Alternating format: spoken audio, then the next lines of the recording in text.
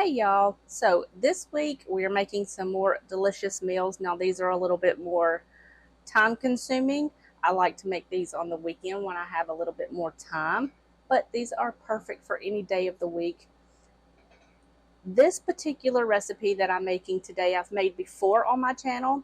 I will try to leave that video linked for you in the description box and probably in the iCard. But we're going to be making roasted chicken and flatbread with sumac, olive oil, and onions. So we're going to start out with kind of caramelizing some onions. And this is what's going to take the longest, so I'm starting it first. So I'm just going to add some olive oil to a hot pan, probably about 1/3 of a cup. And to that, I'm going to add some diced onion. Now this recipe, it makes quite a lot, and I'm cutting this recipe down a lot because we're just not going to eat that much. So I don't want to make the entire recipe, so I'm cutting it in 1/4. So I'm just going to cut my heat down to about medium low, and we're just going to let these kind of hang out and kind of give them a stir every once in a while, and then 30 minutes later or so you'll have some delicious caramelized onions. In the meantime, we're going to go ahead and soak our chicken. Alright, so I've got some chicken here in a bowl. You can use any kind of chicken that you want. The recipe calls for leg and thigh halves. I do not have that. We are going to go in and add the juice of 1 lemon.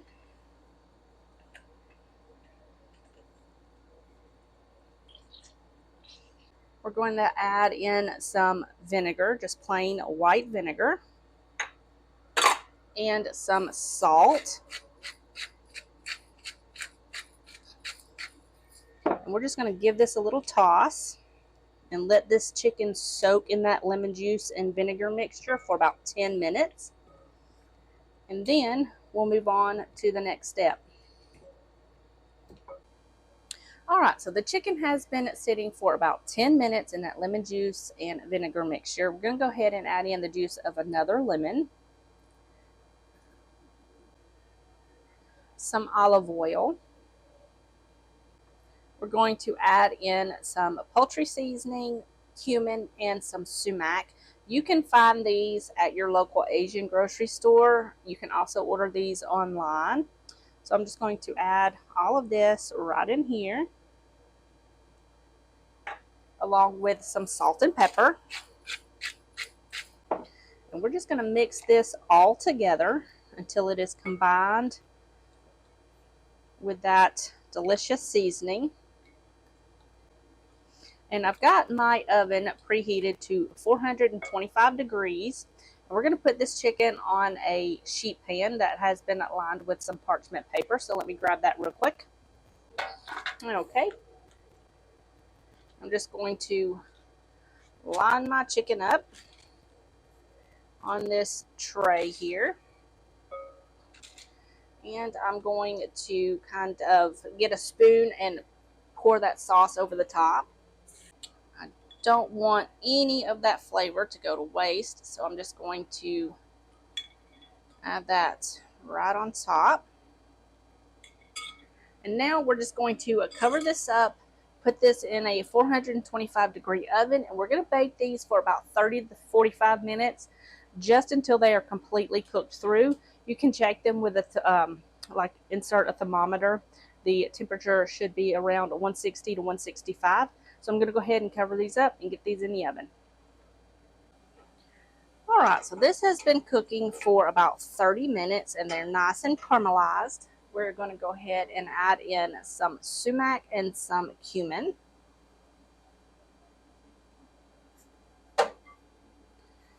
As well as some salt and pepper.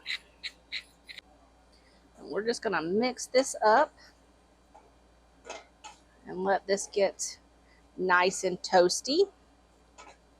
I can smell that seasoning, so I'm going to go ahead and cut my heat off because I don't want those seasonings to burn. And we're just going to let this hang out here and kind of cool down a little bit.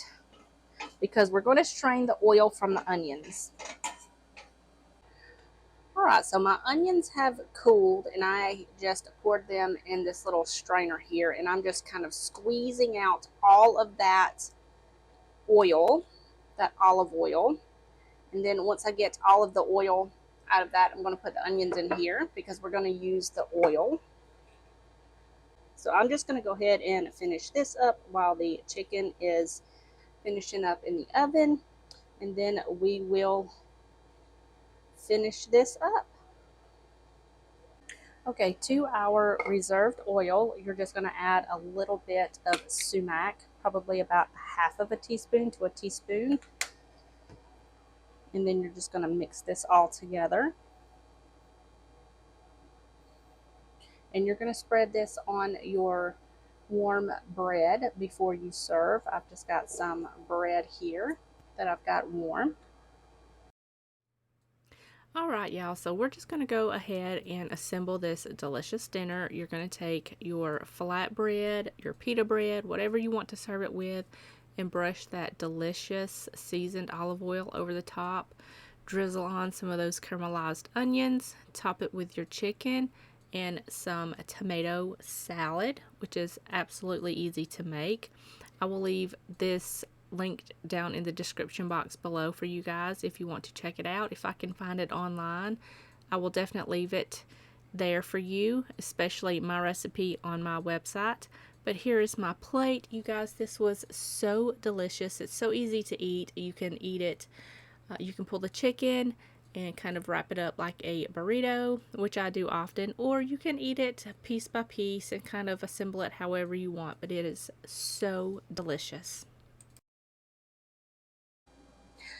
Today we're going to be making something super easy. It is za'atar spiced tilapia with lentil salad. It's going to be so good, so light, refreshing. It's kind of a Mediterranean style dish, but it's going to be delicious. We're going to start out with making our lentils. So I've got my pot. It's over medium heat, and we're going to add about 3 cups of water. I've got some brown lentils here that I've just rinsed really well, so we're going to add that in there. It's about a cup. To that, we're going to add some cumin,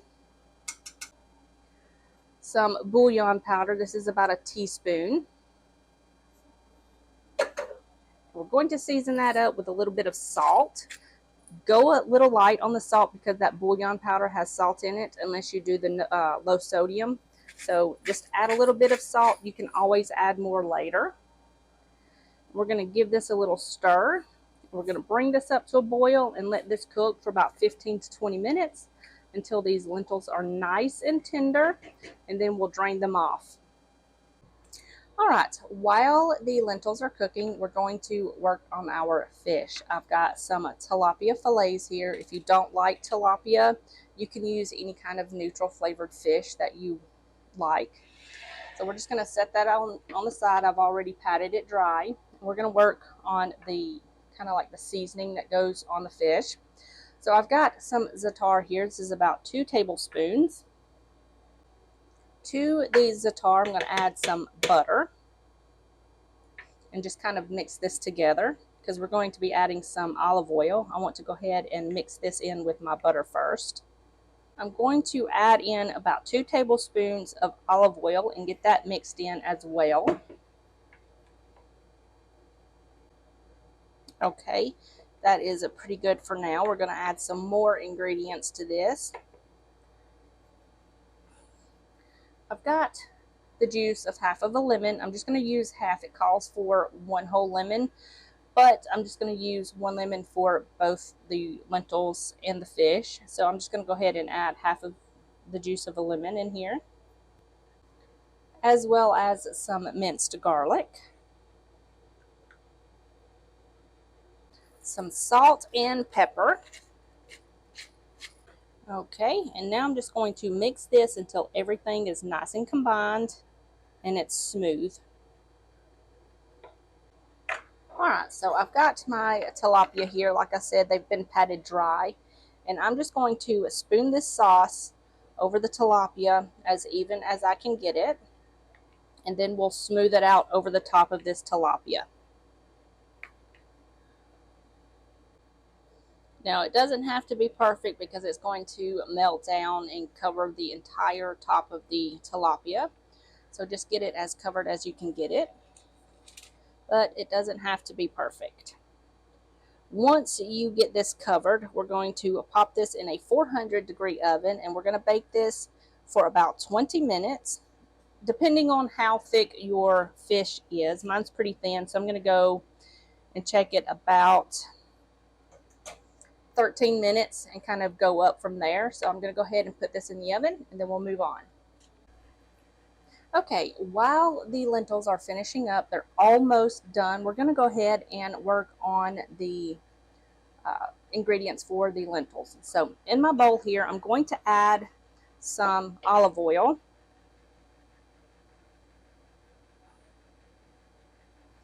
about 1/4 cup. We're going to add in some diced green onions, crushed garlic, some diced parsley, diced tomatoes. It calls for a jalapeno. I do not have any jalapenos, so I'm just going to add just a tiny bit of red pepper flakes. I don't want it spicy today, so I'm just going to add probably about 1/4 teaspoon. And then I'm going to add in that other half of the lemon right in here. And we're going to season that up with a little bit of salt and pepper. And we're just going to mix this together until everything is nice and combined. Y'all, this smells so good. And we haven't even added in the lentils yet. This is going to be so delicious. Alright, so I've got that all mixed up. I'm going to set this to the side. I'm going to check on my lentils and tidy up a bit, and then we'll come back and add the lentils to this delicious mix here. Alright, so I've got my lentils here. They are drained, and I kind of run them under a little bit of cool water just to stop that cooking process. I'm going to add those right in there and give this a nice little mix. I'm going to taste this to see if it needs any more salt or pepper. We're going to add just a little bit more salt, but I think it's pretty good on pepper. Oh, that is so delicious. Now, if you don't like lentils, I think this would be really good with some brown rice or maybe some couscous. But that is nice and well mixed. I'm going to set this aside, and then we'll plate everything up just as soon as the fish gets done. Alright, you guys, here is my plate. I just put some of those lentils down on my plate and then topped it with that fish, and this was so quick and easy. It was on the table in less than 30 minutes.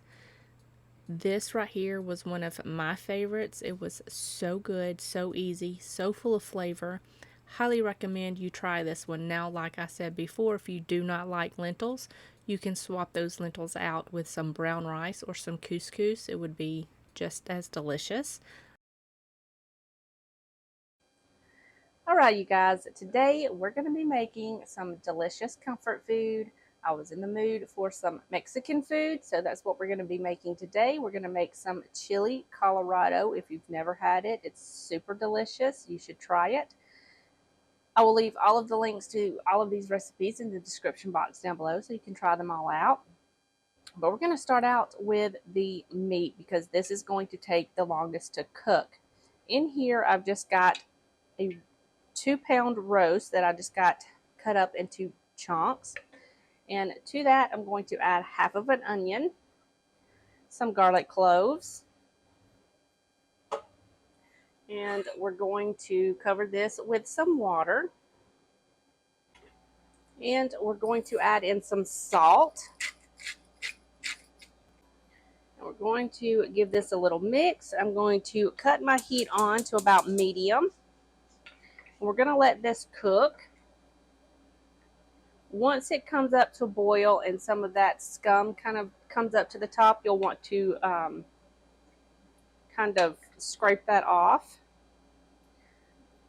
But once it comes to that point, I'll bring you back and I will show you the next step. Alright, so this has been cooking for about 20 minutes and I went ahead and skimmed off all of that stuff that comes up to the top, and it's as clean as it's going to get. So we're going to go ahead and move on. We're going to add some beef bouillon powder, some bay leaves, and some pepper. Okay, and now we're just going to give this a little stir. I'm going to cut my heat down to low, and I'm going to cover this up, and I'm going to let this cook for about 2.5 to 3 hours, just until that meat is nice and tender. And then we will cook our chilies and do some more work to this delicious chili. So on with the lid. I'm going to set my timer for 2.5 hours, and I'll see you then. Alright, so this has got a while to go. It's got about an hour left. We're going to go ahead and start on the sauce. So I'm just going to turn my heat on to about medium. And I've got some dried peppers here. I've got some New Mexico chilies and some arbol chilies. We're just going to add those in there. Now I've seeded half of these so it's not too spicy, but I did leave some of the seeds in half of them. So we're just going to add that to my pot. We're going to cover this with some water, and we're going to let this come up to a boil and cook for about 5 minutes. And then we're going to take them out and put them in a blender and discard the liquid. Alright, so I've got all of my chilies in my pot. I've drained the liquid. They're in here. We're going to add 2.5 cups of the broth from the beef that we're currently cooking. We're going to add that right in here, as well as 3 cloves of garlic. We're also going to add some chili powder, cumin, and some oregano. And we're going to blend this. I'm going to take the center cap out because hot liquid expands, so be careful. I'm going to start this out on low, and I'm going to blend this until it's completely smooth. Alright, to a skillet over medium heat, I'm going to add about 3 tablespoons of neutral oil to my pan. And we're going to let this heat up. Alright, now that the oil is hot, we're going to add in 3 tablespoons of flour. We're going to cook this for about a minute or two just to cook out that flour taste. And now we're going to slowly add in our chili pepper mix.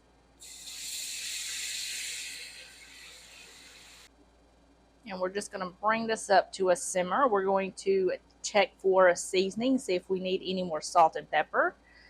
And then we're just going to set this to the side while our meat finishes up cooking. And then we'll add this to the meat. Okay, so this has got about 30 minutes left, and the meat is so nice and tender. There's a little bit of liquid left in there, but that's fine. I am going to go ahead and add in our sauce.